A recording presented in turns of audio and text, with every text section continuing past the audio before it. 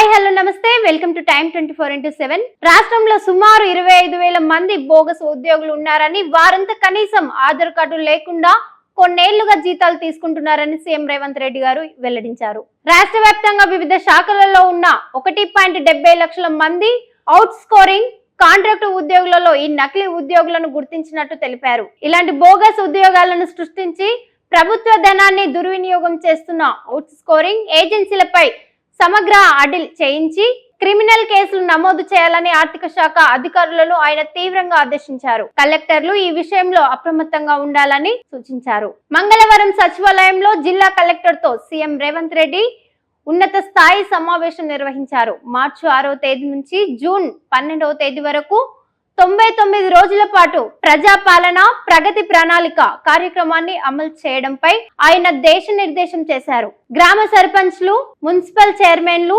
మేయర్లు, ఎమ్మెల్యేలు, ఎంపీలు, ఎమ్మెల్సీలు, ఎంపీలు భాగస్వామ్యంతో ఈ ప్రణాళికలను విజయవంతం చేయాలని పిలుపునిచ్చారు. ఇందులో భాగంగా కొత్త ఎన్నికైన ప్రజాప్రతినిధులకు ఈ నెల 12వ తేదీన జిల్లా కేంద్రంలో ప్రత్యేక శిక్షణ కార్యక్రమం ఏర్పాటు చేయాలని నిర్ణయించారు. ప్రతి జిల్లాకు ఒక సీనియర్ ఐఏఎస్ అధికారిని నోడల్ అధికారిగా నియమించుకున్నట్లు తెలిపారు. రాష్ట్రంలో సుమారు 25,000 మంది బోగస్ ఉద్యోగులు ఉన్నారని, వారంతా కనీసం ఆధార్ కార్డు లేకుండా కొన్నేళ్లుగా జీతాలు తీసుకుంటున్నారని సీఎం రేవంత్ రెడ్డి గారు వెల్లడించారు.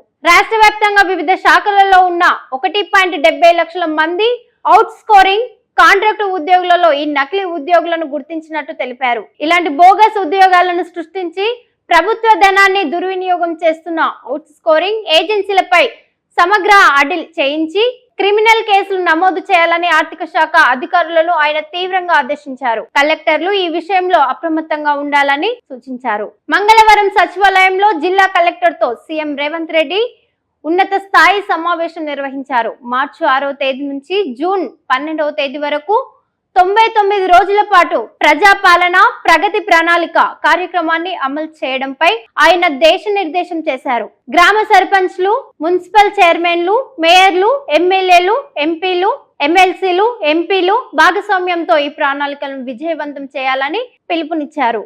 ఇందులో భాగంగా కొత్త ఎన్నికైన ప్రజాప్రతినిధులకు ఈ నెల 12వ తేదీన జిల్లా కేంద్రంలో ప్రత్యేక శిక్షణ కార్యక్రమం ఏర్పాటు చేయాలని నిర్ణయించారు. ప్రతి జిల్లాకు ఒక సీనియర్ ఐఏఎస్ అధికారిని నోడల్ అధికారిగా నియమించుకున్నట్లు తెలిపారు. షేర్ చేయండి, లైక్ చేయండి, సబ్స్క్రైబ్ చేయండి. మరిన్ని వీడియోల కోసం బెల్ సింబల్ పై క్లిక్ చేయండి.